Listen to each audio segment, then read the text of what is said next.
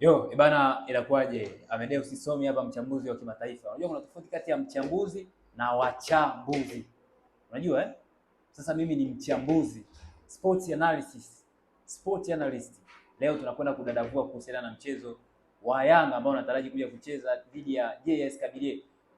Yanga wanahitaji kushinda mabao 3-0 ili waweze kufanya vizuri kusonga mbele, lakini wakati huo calculator inabidi ikae pembeni pamoja na dua.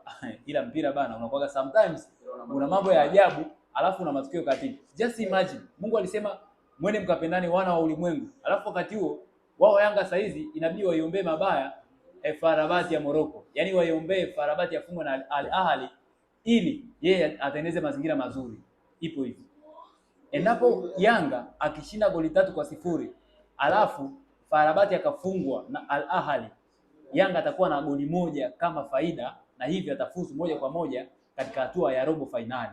Lakini endapo FAR Rabat akaenda sare ya bila ya 1-1 au hata ya 10-10, manake katika zile alama zake 8 anaongeza hapo moja, anakuwa na 9. Yanga hata akishinda goli 20-0 dhidi ya Kabylie atakuwa hajaenda, labda ashinde Kabali au apige Kabali ndio atakuwa ameenda, au ashinde njaa.